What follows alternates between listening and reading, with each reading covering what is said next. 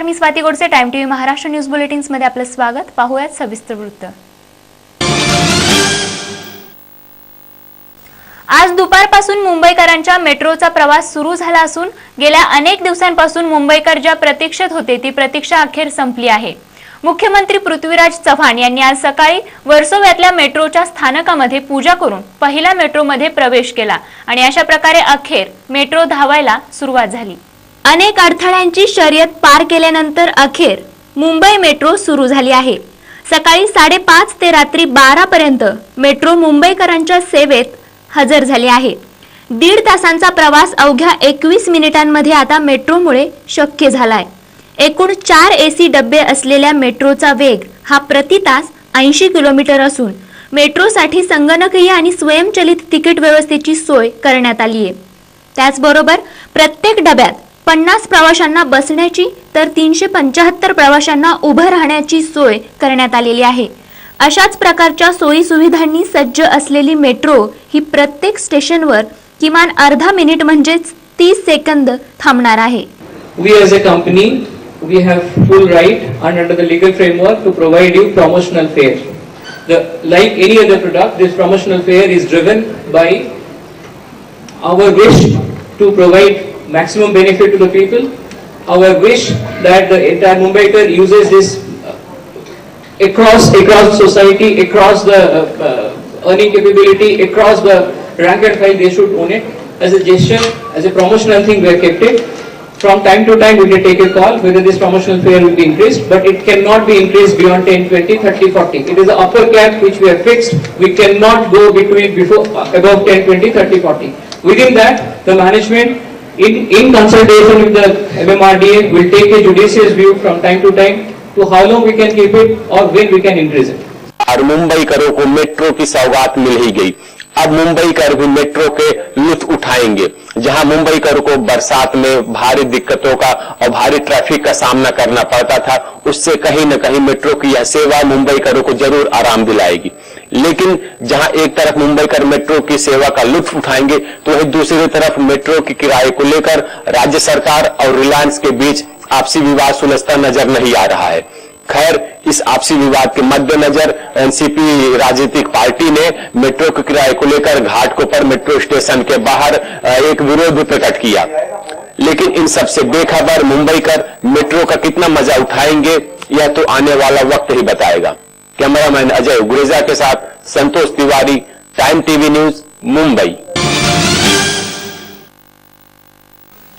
2011 मध्ये रेल्वेची परीक्षा देण्यासाठी आलेल्या उत्तर भारतीय विद्यार्थ्यांना मनसे कार्यकर्त्यांनी मारहाण केली होती. तसंच अनेक ठिकाणी तोडफोड करून हंगामा केला होता आणि याच घटनेसंदर्भात 2011 पासून कल्याण रेल्वे कोर्टात याची सुनावणी चालू आहे.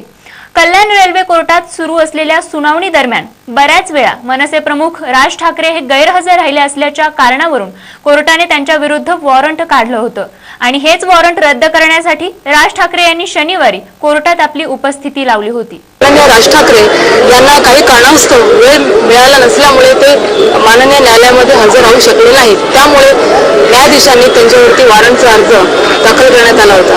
परंतु कोणत्याही कोर्टामध्ये कोर्टाच्या आदेशानुसार वॉरंट जर रद्द करायचा असेल तर न्यायालयामध्ये आरोपी हजर राहणं फार आवश्यक आहे.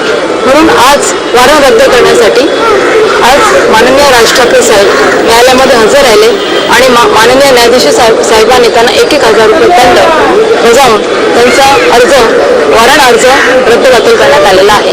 आज राज ठाकरेंना कोर्टामध्ये हजर केलेलं होतं पोलिसांनी.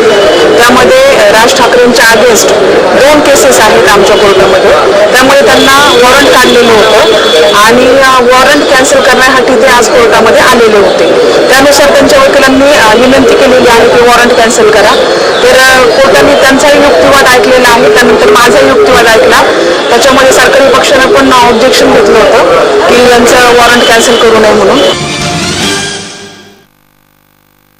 संरक्षण मंत्री अरुण जेटली यांनी शनिवारी मुंबईच्या नेव्हल डॉकयार्डमध्ये तटरक्षक दलांना INS अचूक आणि INS अग्रिम नौका सोपवल्या गेल्याची औपचारिक प्रक्रिया पार पाडली. दरम्यान जेटली यांनी INS विराटचा देखील दौरा केला.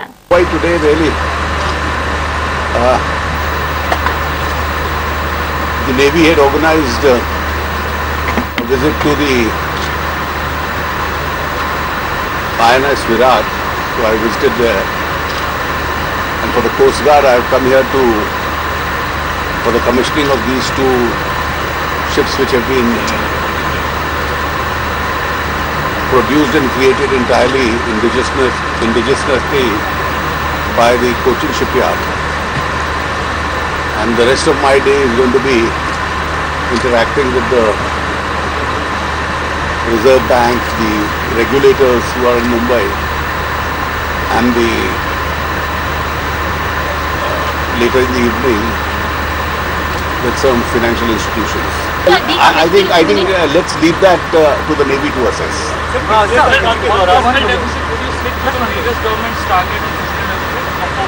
I think you will have to wait for a few weeks for the budget. So how fiscal discipline, inflation and growth are to be balanced. I have made a generic statement. देखिए उसी से सबक सीखा है कि बहुत विलंब ना हो,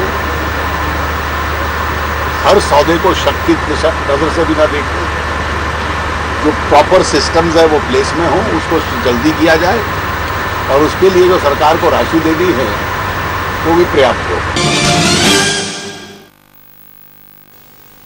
बुलढाणा जिल्ह्यातील अस्तित्व महिला बहुउद्देशीय संस्थेने संपूर्ण राज्याचा सर्वे केला असता असं आढळून आलं आहे की दारिद्र्य रेषेखालील कुटुंबांची शासकीय यादीत नोंदच केली गेलेली नसून या उलट आर्थिकदृष्ट्या श्रीमंत असलेल्या धनिकांच्याच नावाचा या यादीमध्ये समावेश असल्याचं धक्कादायक सत्य समोर आलं आहे.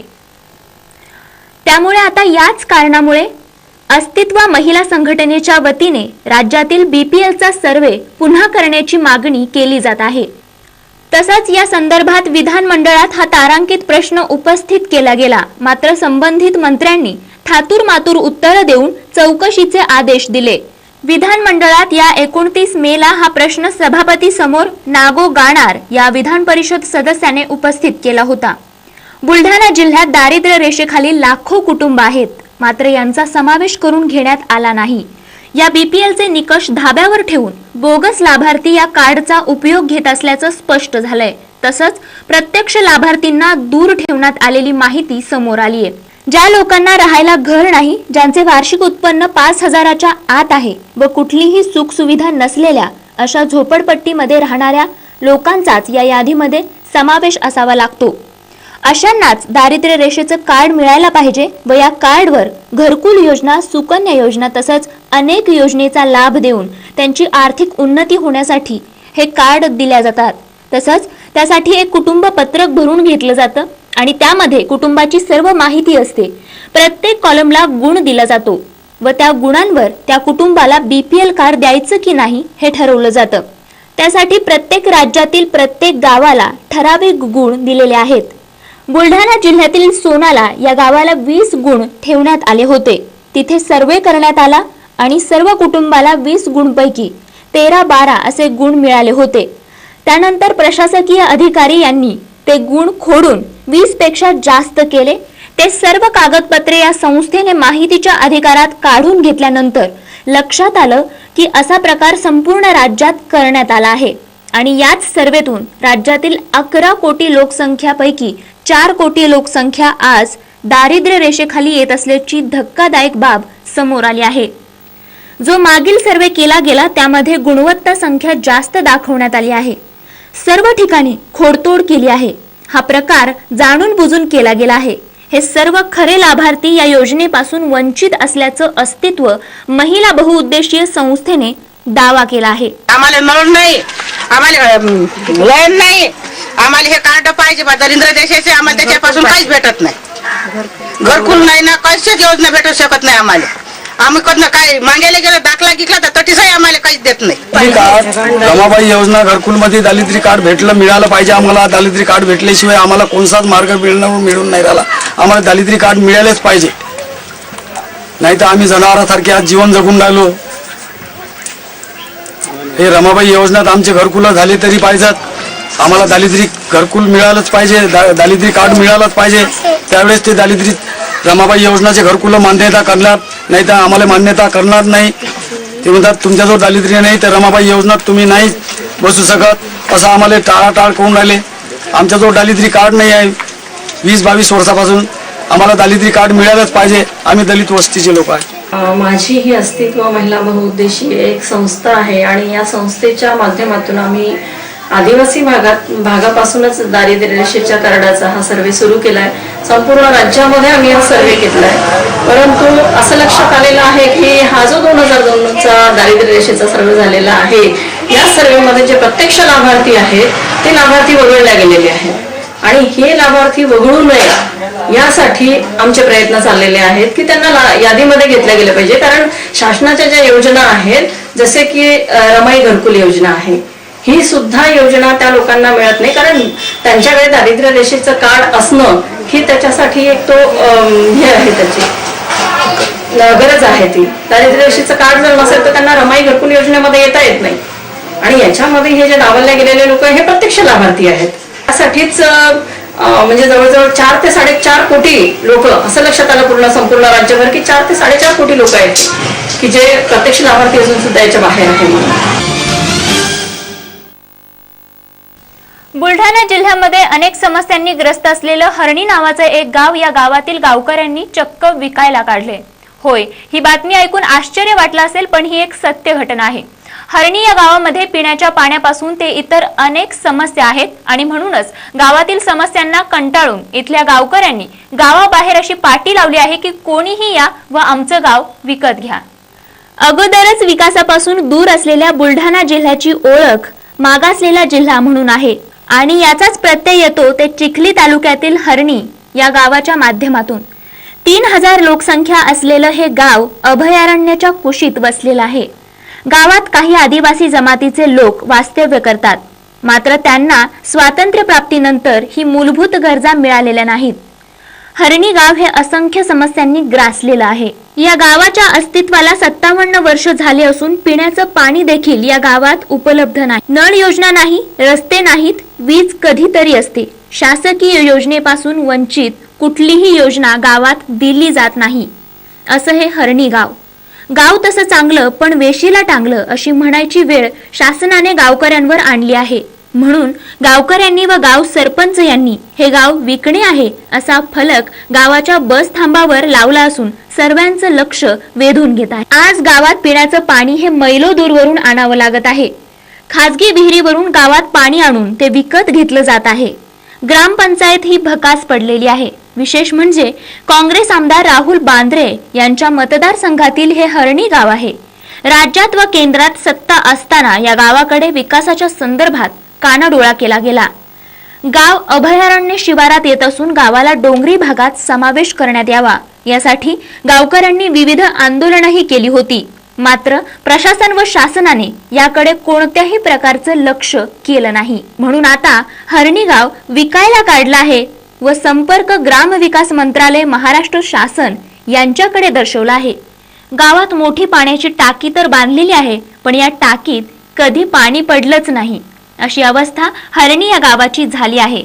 कोणीही या व आमचं गाव विकत घ्या असं या गावकऱ्यांकडून सांगण्यात येतंय. आळेफाटा परिसरातील सर्व आर्थिक पतसंस्था व खाजगी सहकारी बँकांच्या एटीएमची सुरक्षा राम भरोसे असल्याचं चित्र सध्या या ठिकाणी पाहायला मिळत आहे. त्यामुळे या ठिकाणी एखादी चुकीची घटना घडल्यानंतरच इथले सर्व सहकारी संस्थांचे व बँकांचे विश्वस्त पदाधिकारी जागे होणार का असा प्रश्न या ठिकाणी सध्या उपस्थित झालाय. आणि या न्यूज बुलेटिन्स मध्ये वेळ झाली इथेच थांबण्याची. तुम्ही पाहत रहा टाइम टीव्ही महाराष्ट्र न्यूज, अचूक वेळ खरी गोष्ट. नमस्कार.